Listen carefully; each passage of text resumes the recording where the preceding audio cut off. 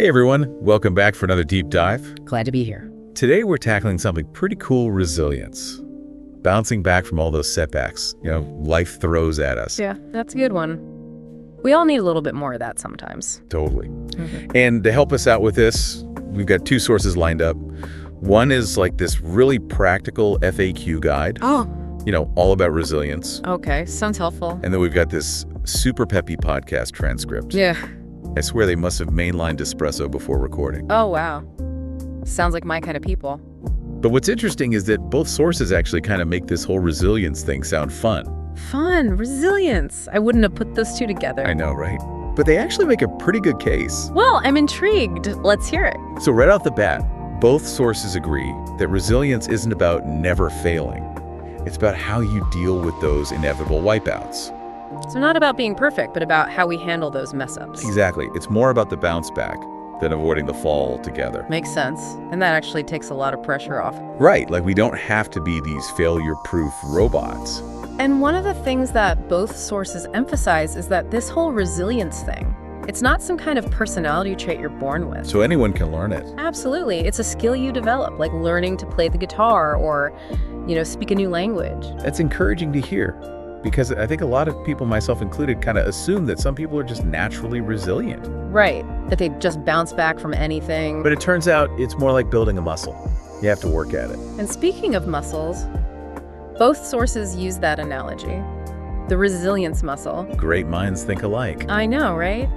But it's actually a really fitting analogy because just like building physical muscle takes consistent effort. Right, going to the gym, lifting weights, all that. Exactly. Building resilience requires that same kind of consistent effort over time, facing those challenges, learning from them, and coming back stronger each time. So it's like those setbacks, they become our reps at the mental gym. I like that. And that leads us to another really cool point that both sources make. They completely flip the script on how we view failure. You mean like failure is not the enemy? Exactly. It's not this big, scary monster we should avoid at all costs. Instead, they argue it's an essential part of growth. Okay, that's a pretty big shift in thinking, because I've always been someone who's like terrified of failing. Like I avoid it at all costs. That's totally understandable. But imagine if we could see those failures not as like personal shortcomings, but as opportunities to learn and grow. Yeah, like stumbling blocks on the path to success. And it's interesting how we're often conditioned to fear failure. Right. From a young age, it's like, don't mess up, get good grades, don't disappoint. Yeah, for sure.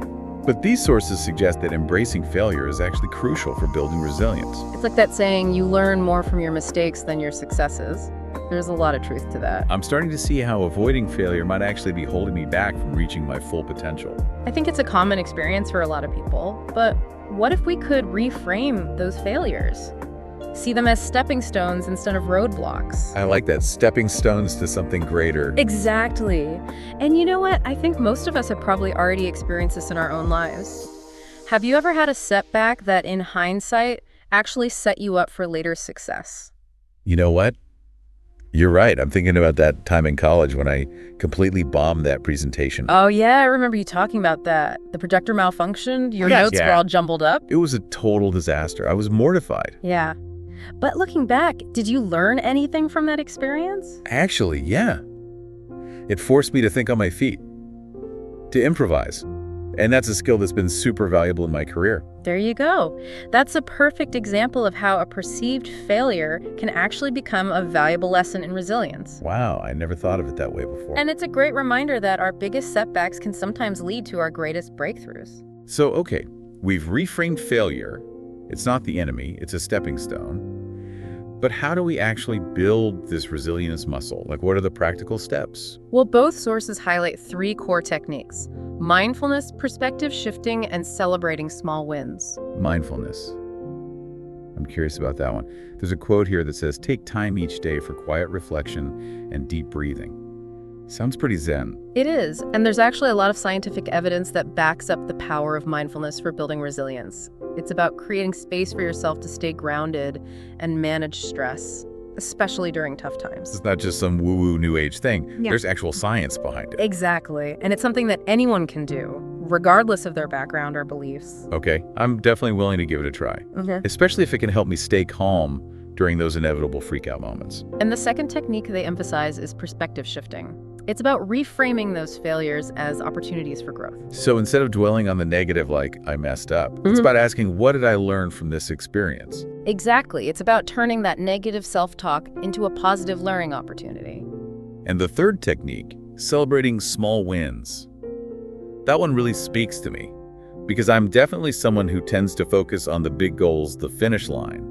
But I can see how appreciating those small victories along the way could be incredibly motivating. It's like giving yourself little pats on the back as you go, acknowledging that you're making progress even if it's not always obvious. And I bet it helps to build momentum too. Absolutely. It's like those milestones you hit during a long journey. They keep you going and remind you that you're on the right track. Okay, I'm convinced I need to get better at celebrating those small wins. It's a simple but powerful shift in perspective. But let's be real for a second.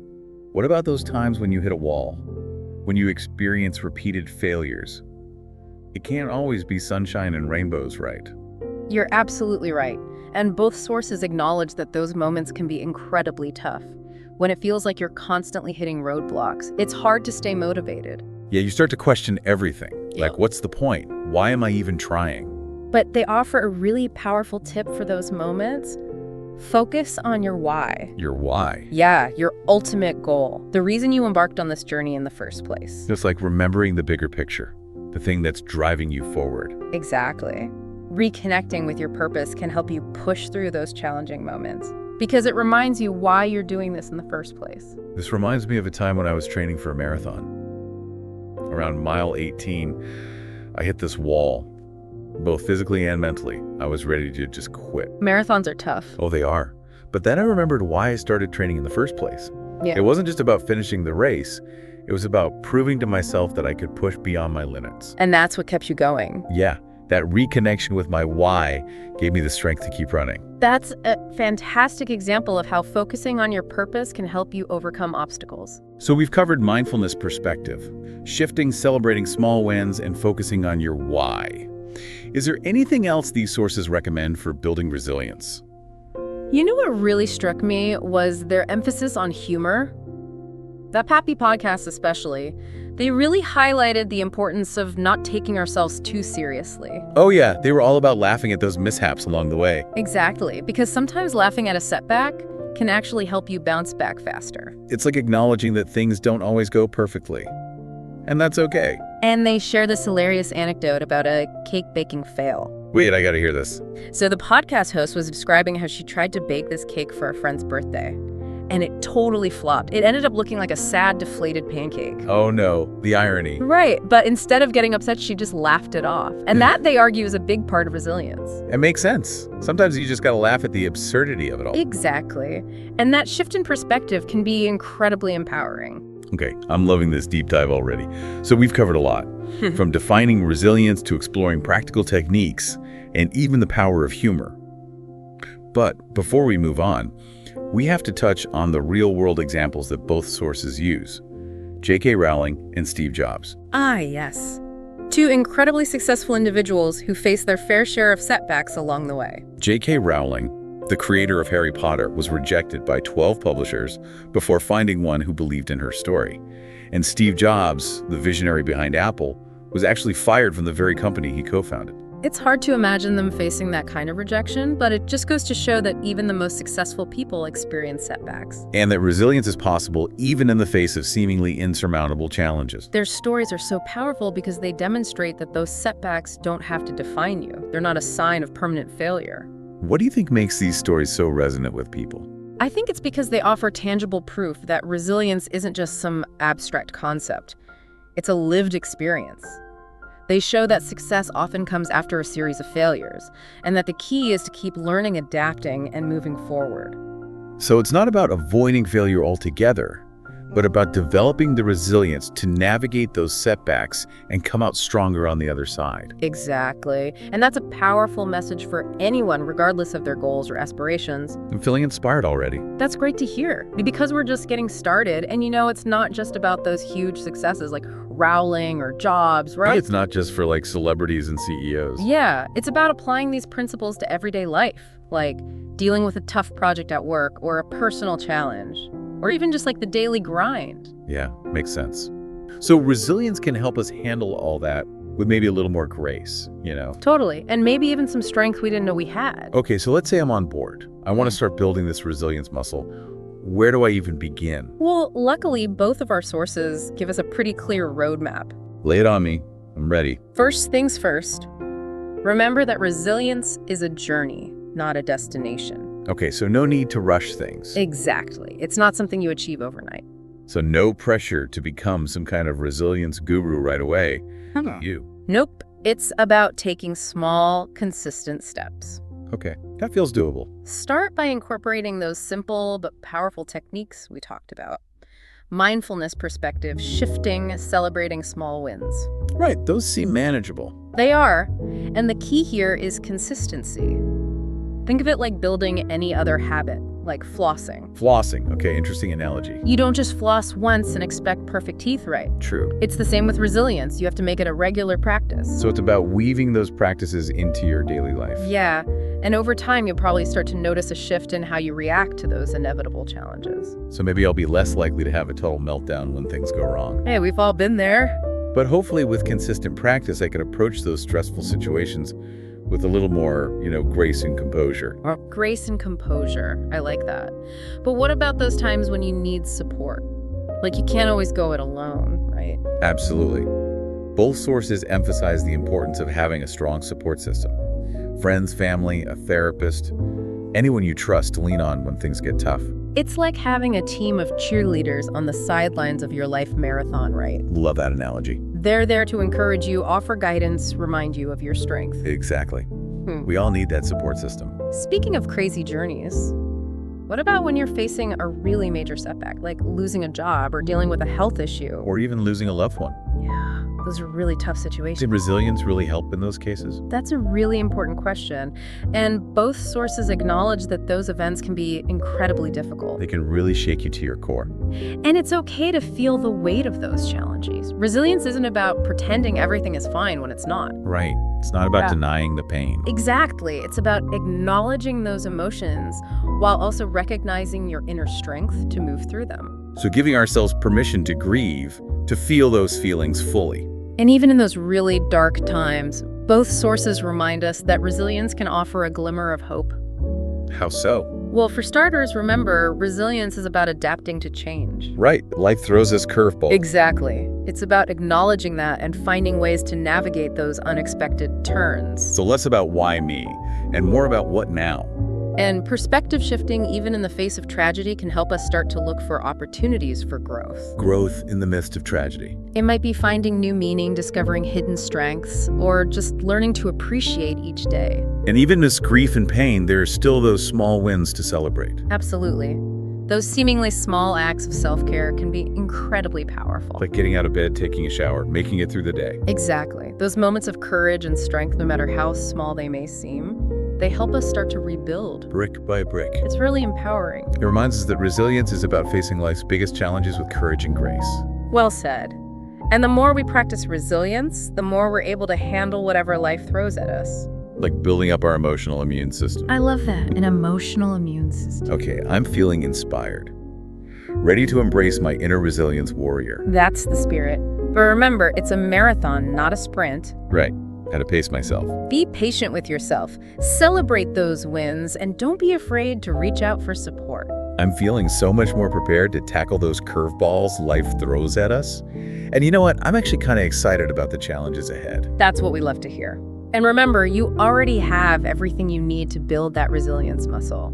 Okay, so we've covered a lot from defining resilience to exploring those techniques and even those major life challenges. We really unpacked what it means to bounce back from setbacks. And we highlighted that resilience isn't just some concept. It's a skill we can all develop. Absolutely. And it's something that can benefit everyone. No matter what our circumstances are. Whether you're going for a promotion at work, navigating a personal crisis, or just trying to stay afloat in everyday life, resilience can make a huge difference. It's like having this secret weapon. And the best part, it gets stronger the more we use it. So resilience is within everyone's reach. It's not just for the chosen few. It's a practice, a mindset, a way of approaching challenges with courage. And the more we embrace it, the more equipped we are to bounce back from anything. All right. Ready to take on the world. Bring on the curveballs. That's the spirit. And remember, you're not alone. We're all in this together. Speaking of steps, I'm starting to feel a little restless sitting here. All this talk about resilience is making me want to get up and put it into action. I hear you. Let's go embrace the world knowing we have the tools to navigate whatever comes our way. But before we do, I have a question for you. Thinking back to all the sources we explored, what really stood out to you as the most important takeaway? That's a tough one. There's so much good stuff in these sources. But I think for me, it's the idea of reframing failure. Like really seeing it as an opportunity, not a setback. Yeah, I think that's a key takeaway from both sources. Yeah. They really emphasize that failure isn't the enemy. Right. It's more like a stepping stone, I guess. Exactly. It's a chance to learn to adapt to grow. And it takes the pressure off, too. Like, we don't have to be afraid of making mistakes. Because mistakes are inevitable. Everyone makes them. So instead of beating ourselves up, we can ask ourselves, okay, what can I learn from this? How can I do better next time? And that's a much more empowering approach, right? Totally. Okay, so we've talked about defining resilience, all those techniques for building it, and even how to apply it to those major life You challenges. just covered a lot of ground. But before we wrap up, I have one last thought I'd like to explore with you. Sure. What's on your mind? We've talked about bouncing back from setbacks, right? But what about those times when we're not facing a specific challenge? Like, how do we build resilience proactively? That's a great question.